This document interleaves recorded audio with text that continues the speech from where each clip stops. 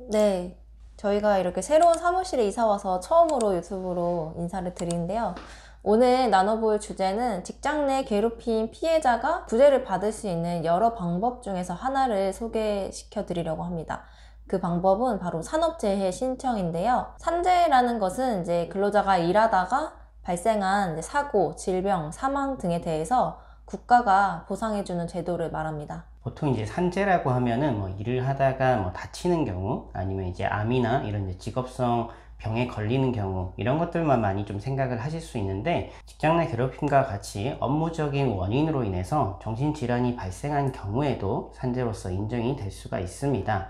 산재법에는 직장 내 괴롭힘, 고객의 폭언과 같은 그런 것으로 인해서 업무상 스트레스로 정신질환이 발생을 했다면은 이것도 업무상 질병으로 본다라고 규정을 하고 있습니다. 직장 내 괴롭힘이 강도가 심하거나 아주 반복적으로 발생이 하게 되면 피해자가 이제 결국엔 정신과 치료를 받는 경우가 아주 많습니다.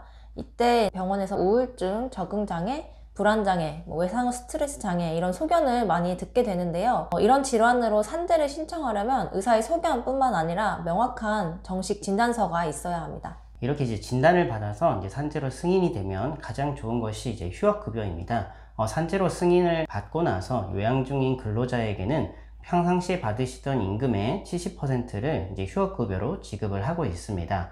괴롭힘 때문에 이제 회사를 다니시기가 굉장히 힘들고 그 가해자를 마주하기가 힘들기 때문에 좀 쉬고 싶은 마음이 있는데 생활비나 임금을 받을 수가 없기 때문에 좀 걱정을 하시는 경우들이 많이 있는데, 산재로 승인이 되면은 직장에 안 나가고 임금을 받지 않더라도 임금만큼은 아니지만 70%의 휴업급여가 나오기 때문에 이런 부분도 어느 정도 쉴 수 있고 보상을 받을 수 있는 방법이 될 수가 있습니다. 직장 내 괴롭힘으로 산재를 신청하려면 우선 그 가해자에 대해서 법적인 절차에 맞게 이제 괴롭힘 신고를 먼저 해야 하는데요. 가해자가 다른 직원이면 우선 회사에 이 괴롭힘 신고를 해야 하고, 만약에 가해자가 사업주와 같은 사용자라면 노동청에 신고를 접수해야 합니다. 직장 내 괴롭힘 피해자가 어떻게 신고를 하면 좋을지 이제 대처 방법은 앞선 영상에서 상세히 설명해 드렸으니까 참고하시면 좋겠습니다.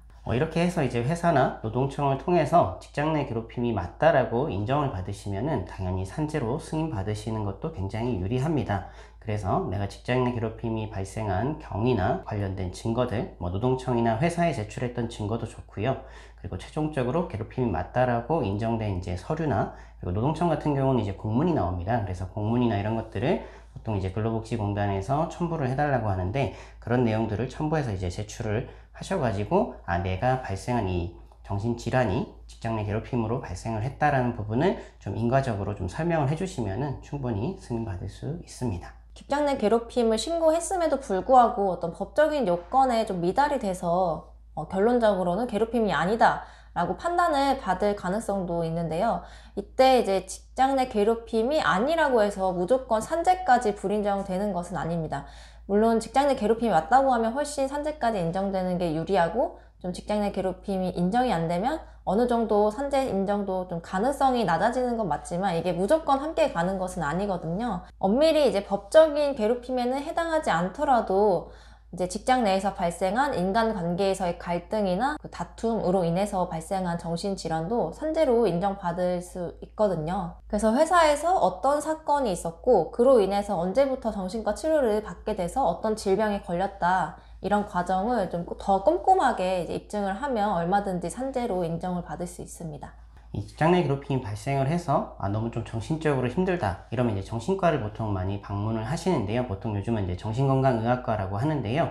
방문을 하시면 이제 여러 가지 이제 검사들을 많이 합니다. 그리고 어떠한 경위에서 힘든 상황이 발생을 했는지 물어보시게 되는데, 이런 검사나 이제 면담 같은 거 하실 때 회사에서 있었던 일들에 대해서 꼼꼼하게 얘기를 해주시는 게 좋아요. 특히나 이제 그런 상황에서 내가 어떠한 감정을 느꼈고 어떠한 어려움이 있었는지에 대해서 이렇게 좀 상세하게 말씀을 주시면 의사 선생님이 의무기록이나 이런 것들로 많이 남기게 됩니다. 산재 신청할 때는 이 의무기록을 꼭 확인을 하기 때문에 본인이 이제 상담 때 했던 내용이나 이런 것들이 산재에 다 사용이 된다라고 생각을 하시고 꼼꼼하고 그리고 감정을 솔직하게 이야기하시는 게 좋습니다. 다만 좀 주의를 하셔야 되는 부분은, 직장 내 괴롭힘 사건이 있기 전부터 본인에게 어떤 유사한 정신질환이 있었고 그것을 치료받은 기록이 있다고 한다면 그 이후에 직장 내 괴롭힘으로 인해서 이 질병이 발생했다고 산재를 신청했을 때 좀 인정받을 가능성이 조금 낮아지기는 합니다.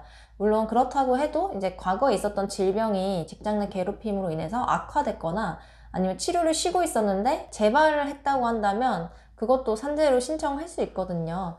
그래서 그런 경우에도 포기하지 마시고 노무사와 상담을 하면서 어떻게 산재를 신청해서 인정을 받을 수 있을지 꼼꼼하게 따져보시는 게 좋겠습니다. 이 직장 내 괴롭힘은 이제 그 내용이나 아니면 이제 그 가해 행위가 어떤 것인지, 그리고 뭐 가해자와의 관계나 피해 정도, 뭐 얼마나 반복했는지, 뭐 이런 것들을 좀 종합적으로 좀 고려를 해서 좀 해결 방안들이 좀 다를 수는 있습니다. 그래서 내가 이 직장 내 괴롭힘을 그냥 간단하게 넘어갈 게 아니라 좀 법적인 대응을 좀 해보겠다, 아니면 어느 정도 이제 보상을 받을 수 있는 방법을 좀 고민을 해보시고 있다면은 거기에 적절한 방법이 무엇인지 초기에 좀 상담을 받아보시고 거기에 맞는 대응을 하시는 것이 가장 좋습니다. 관련해서 뭐 궁금한 것들이 있으시면은 댓글로 남겨주시면 저희가 간략한 부분은 답변을 드리도록 하겠습니다. 다음에도 더 유익한 영상으로 찾아뵙겠습니다. 감사합니다. 감사합니다.